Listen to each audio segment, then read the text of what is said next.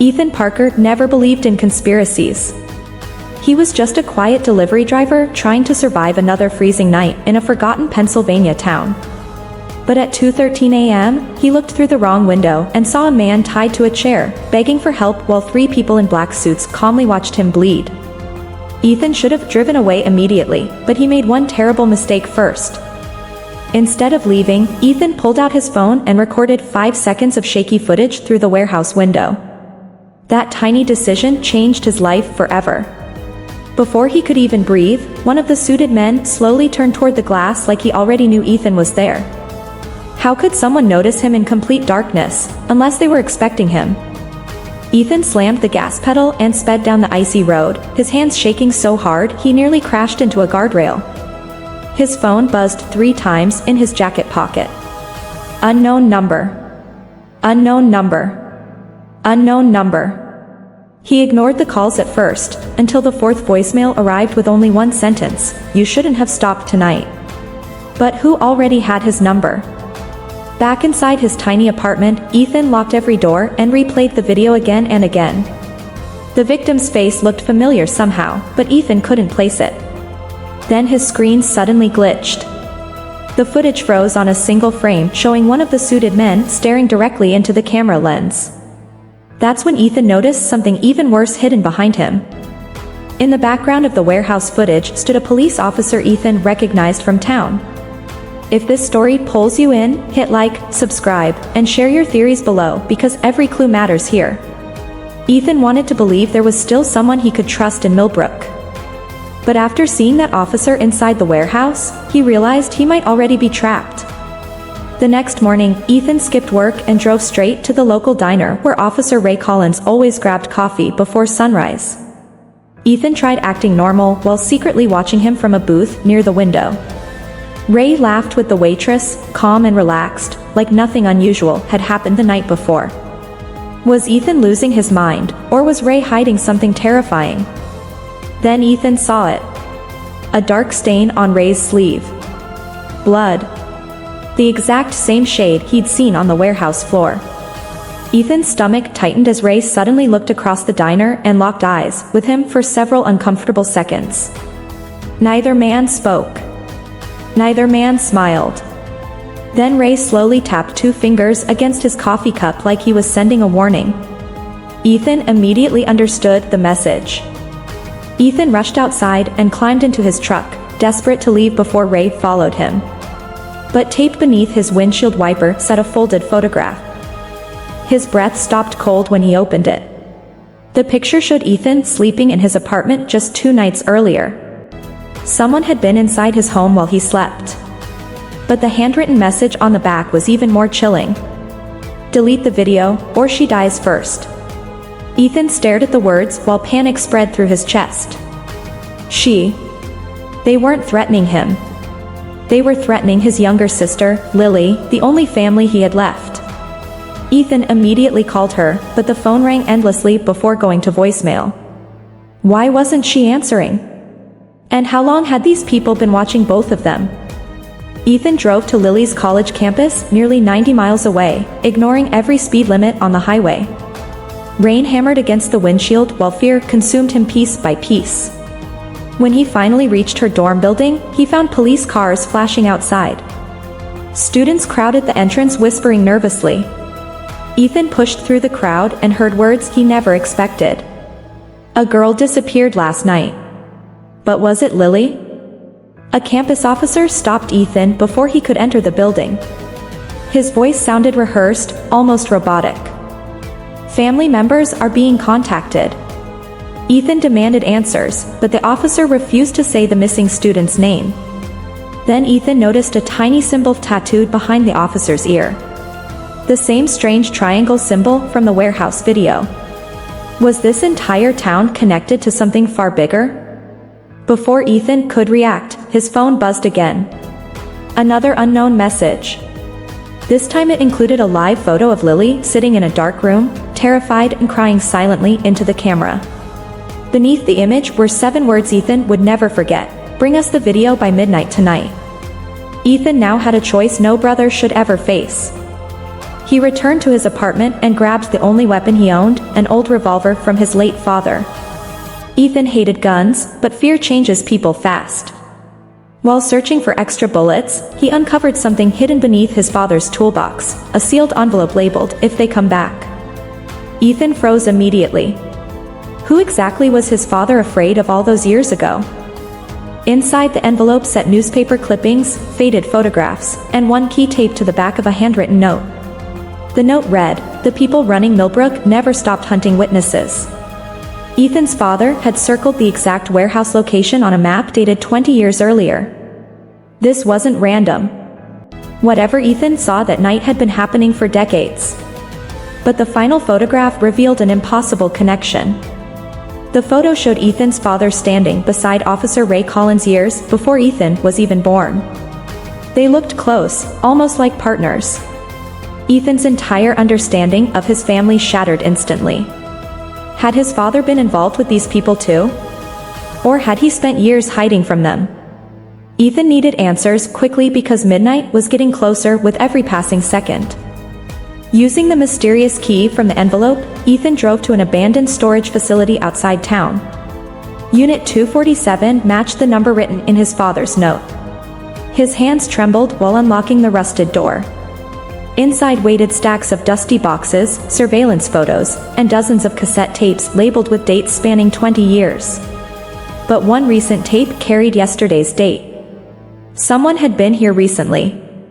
Ethan shoved the tape into an old recorder sitting nearby. Static crackled through the speakers before two voices became clear. The first belonged to Officer Ray Collins. The second voice made Ethan nearly collapse. It was his father. Alive. Ethan had buried him 8 years earlier after a supposed boating accident. So whose funeral had Ethan attended?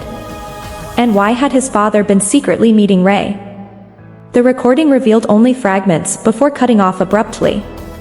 Ethan can never know the truth. We don't have much time. If they find the boy, it's over. Then came screaming followed by gunshots. Ethan ripped the tape out, breathing heavily. Everything he believed about his father suddenly felt like a lie.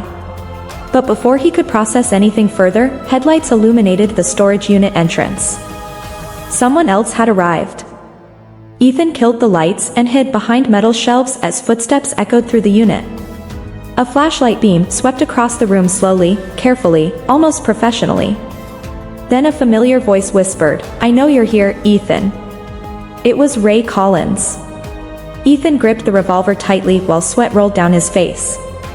Why was Ray hunting him alone in the middle of the night? Ray stopped near the recorder and sighed heavily. "Your father wanted this hidden forever," he muttered. Ethan finally stepped out with the gun raised. Ray didn't even flinch. Instead, he looked strangely exhausted. "You think I'm the villain here," Ray said quietly, "but those people will kill us both if you don't listen." Ethan hesitated for one dangerous second, and that changed everything. Suddenly, gunfire exploded outside the storage unit. Bullets ripped through the metal walls while Ray tackled Ethan to the floor. "They found us," Ray shouted. The two men crawled behind crates as headlights surrounded the building from every direction. Ethan could barely think through the chaos. Were these attackers the same people from the warehouse, or something even worse? Ray forced Ethan through a hidden back exit leading into the woods behind the facility. Branches clawed at their faces while flashlights searched through the darkness behind them. Ethan wanted to hate Ray, but the officer had just saved his life. "Your father protected something dangerous," Ray gasped while running. "And now they think you have it." But Ethan had no idea what it even was. The pair reached an abandoned hunting cabin deep in the forest just before dawn. Ray barricaded the door and finally revealed part of the truth. 20 years earlier, several powerful officials created a secret network trafficking government information for millions of dollars. Witnesses disappeared. Journalists died mysteriously. Entire investigations vanished overnight. Ethan listened in horror. Could a small town really hide something this massive? Then Ray dropped another bombshell. "Your father helped expose them." According to Ray, Ethan's father worked undercover inside the organization before turning against them after innocent people started dying. He gathered evidence proving politicians, judges, and police officers were involved nationwide. But before he could release everything, someone betrayed the operation from inside. Ethan's father supposedly disappeared to protect his son. But was Ray finally telling the truth? Ray opened a hidden compartment beneath the cabin floorboards and pulled out an old hard drive wrapped in plastic. "This is what they want," he explained. "Your father trusted me to keep it hidden until you were old enough." Ethan stared at the drive in disbelief. Years of death, lies, and disappearances all connected to this tiny object. But one question still haunted him deeply. "If my father is alive," Ethan whispered, "where is he now?" Ray looked away before answering. That hesitation said everything. "I don't know," he admitted finally. Ethan didn't believe him.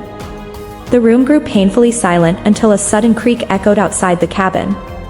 Both men froze instantly. Someone was circling the building. And judging by the footsteps, they weren't alone anymore. A woman's voice suddenly called from outside. "Ethan, don't trust Ray." Ethan rushed to the window and nearly stopped breathing. Standing beneath the trees was Lily, alive, terrified, and soaked from the rain. Ray immediately grabbed Ethan's arm. "Stay away from the door," he warned sharply. "That's exactly what they want." Ethan looked between Ray and his sister, unable to decide who was lying. But the next moment answered everything. Lily lifted her sleeve slightly, revealing bruises around her wrists. Tears streamed down her face while she begged Ethan for help. Every instinct screamed at him to open the door. Ray raised his weapon instead. "If you let her inside, we're dead," he whispered. Ethan's heart pounded violently. Was Ray paranoid, or did he know something Ethan didn't? Without warning, Lily pulled a handgun from behind her back and fired through the cabin window. Glass exploded everywhere while Ray dragged Ethan to the floor. "Move!" Ray shouted. Ethan couldn't believe what he'd just seen. His own sister had tried to kill them. But was Lily acting willingly, or had someone forced her into this nightmare? The cabin erupted into chaos as armed figures emerged from the forest surrounding them. Ray and Ethan escaped through a trapdoor beneath the kitchen while bullets shredded the walls above. Underground tunnels stretched beneath the cabin like forgotten wartime bunkers. "Your father built these escape routes years ago," Ray explained breathlessly. But how many secrets had Ethan's father buried beneath this town? While running through the tunnels, Ethan demanded the full truth about Lily. Ray finally admitted the organization had likely manipulated her for months. They targeted vulnerable people, collected personal secrets, and turned family members against each other. Ethan remembered Lily acting distant recently, always nervous during phone calls. Had she been trying to warn him all along without exposing herself? The tunnels eventually led into an abandoned church beneath Millbrook Cemetery. Rain pounded against stained glass windows while thunder shook the ancient building overhead. Ray placed the hard drive on the altar carefully. "This evidence can destroy powerful people," he said. "But if we release it publicly, none of us survive." Ethan stared at the drive wondering if the truth was worth dying for. Then the church doors creaked open slowly. A tall man stepped inside wearing a dark overcoat and leather gloves. Ethan's blood turned cold immediately. It was his father. Older, thinner, but unmistakably alive. Ethan could barely speak as emotions crashed over him all at once. 8 years of grief vanished in a heartbeat. But why did his father look terrified instead of relieved? "Ethan, listen carefully," his father said urgently. "You were never supposed to find that warehouse." Before Ethan could even process those words, Ray suddenly pointed his gun directly at Ethan's father. The tension inside the church became unbearable. "You abandoned your son," Ray growled. "People died because of your choices." Ethan looked between them desperately. Which man had been lying this entire time? Ethan's father slowly raised his hands and confessed the unthinkable. Years ago, he had agreed to help the organization smuggle classified government data in exchange for money. But once innocent witnesses started disappearing, he panicked and secretly copied every file onto the hard drive. The organization discovered the betrayal and hunted him ever since. Ethan's father wasn't a hero. He was the reason all this began. Then came the biggest shock of all. Ray Collins wasn't protecting Ethan out of loyalty. He was Ethan's biological uncle. Ethan's father revealed the truth with tears in his eyes. Their family had hidden it for decades after a violent feud destroyed them. Ethan stumbled backward, overwhelmed by betrayal after betrayal. How could his entire life be built on secrets and lies? Ray admitted he'd stayed in Millbrook all these years to watch over Ethan from a distance. "Your father ran," Ray snapped bitterly. "I stayed behind and buried bodies after his mistakes." Ethan's father looked devastated but didn't deny it. The room filled with years of anger, guilt, and regret. Yet none of them noticed the danger approaching outside the church. Red laser dots suddenly appeared across the church walls. Snipers. The organization had found them again. Ethan's father immediately shoved the hard drive toward Ethan. "You're the only one they won't expect," he whispered. "Take this and run." Ethan's mind raced wildly. Should he trust the father who abandoned him? Or the uncle who spent years hiding the truth? Gunfire shattered the stained glass windows seconds later. Chaos exploded inside the church as bullets tore through wooden pews. Ray returned fire while Ethan's father dragged Ethan toward a hidden exit behind the altar. Smoke filled the air. Screams echoed everywhere. Ethan could barely breathe through the panic. But one horrifying moment stopped him cold in the middle of the escape. Lily stood at the church entrance surrounded by armed men. Her face looked empty, almost emotionless. One of the masked figures held a gun against her head while forcing her forward. "Give us the drive," the leader demanded calmly, "or your sister dies tonight." Ethan's hands shook uncontrollably. Every choice in front of him now carried deadly consequences. Ethan stepped forward slowly, preparing to surrender the hard drive. But his father grabbed his arm tightly. "If they get that evidence, thousands of victims disappear forever," he warned. Ethan looked at Lily crying silently beneath the gun barrel. What mattered more, exposing evil or saving family? No answer felt right anymore. Then Lily suddenly screamed, "Don't trust the man behind me." Before anyone reacted, she elbowed the gunman and dove sideways across the church floor. Gunshots erupted instantly. Ray tackled Ethan behind a pew while Ethan's father charged toward the attackers recklessly. Everything blurred together in noise, smoke, and shattered glass. But one single gunshot changed the entire night forever. Ethan looked up and saw his father collapse onto the church steps, blood spreading rapidly across his chest. Time seemed to freeze. The armed men retreated temporarily under Ray's gunfire, but Ethan barely noticed. He rushed to his father's side while rain poured through the broken windows overhead. After years apart, this was how their reunion would end? His father coughed weakly before grabbing Ethan's jacket. "There's another copy," he whispered painfully. Ethan leaned closer desperately while thunder roared outside. In the train station locker, number 73. Blood stained his lips as his breathing slowed. "Don't let them bury the truth again." Then his hand fell motionless onto the church floor. But the nightmare wasn't over yet. Sirens suddenly echoed through town.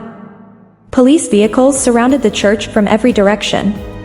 Ethan felt hope for the first time all night, until Ray looked horrified instead of relieved. "Those aren't backup units," he muttered.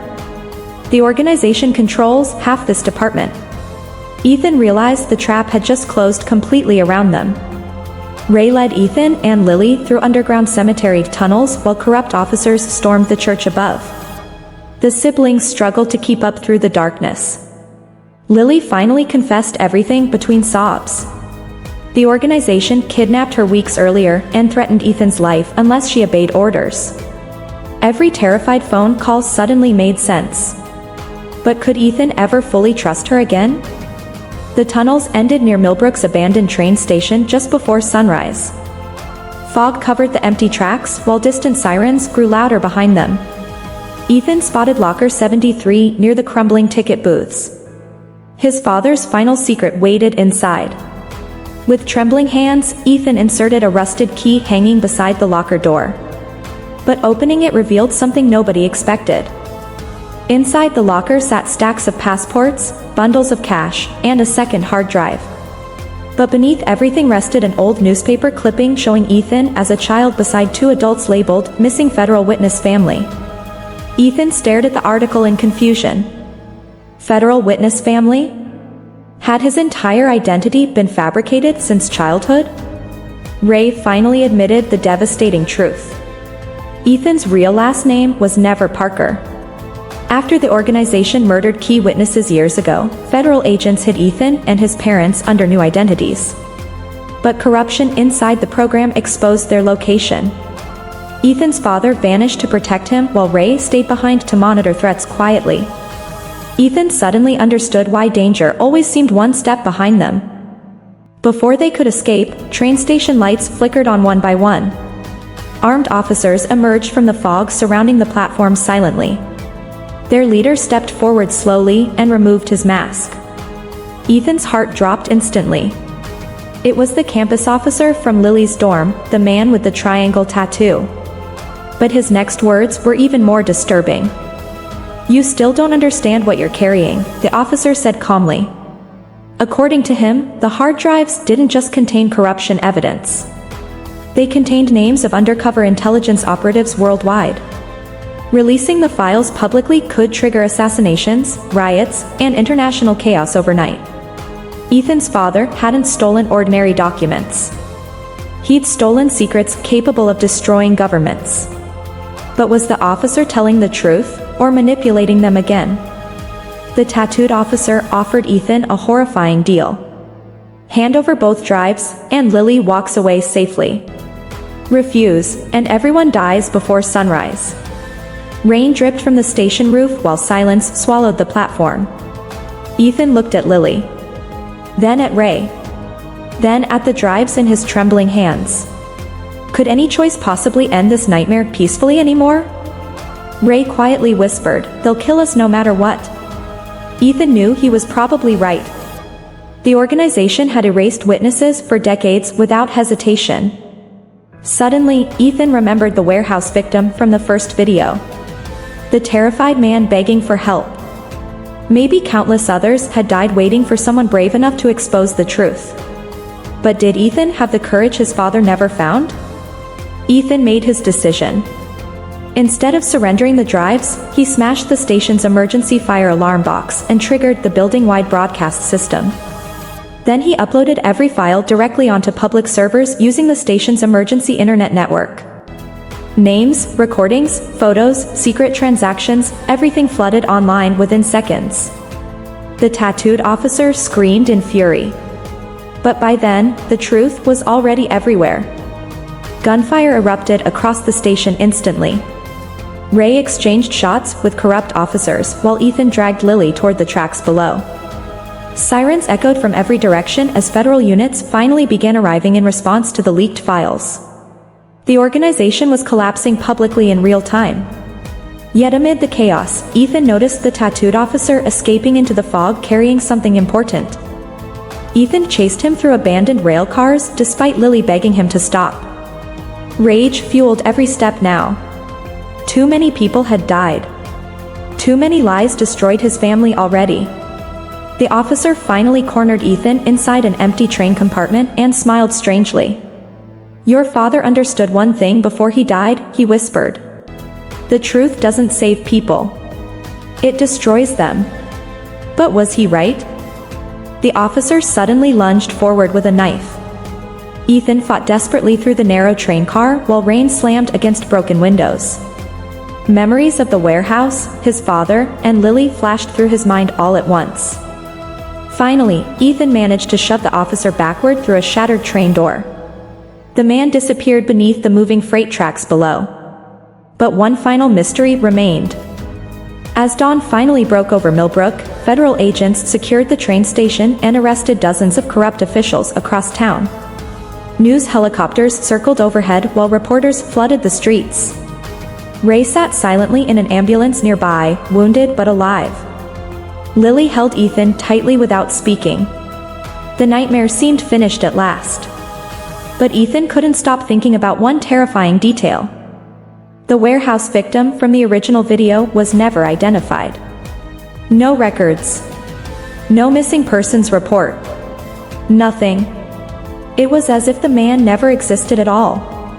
Ethan replayed the footage one final time while investigators searched the abandoned warehouse. Then he noticed something hidden in the shadows he'd somehow missed before. Another person had been watching the entire scene from the corner. The shadowed figure slowly stepped into the camera light. Ethan's blood froze instantly. It was him.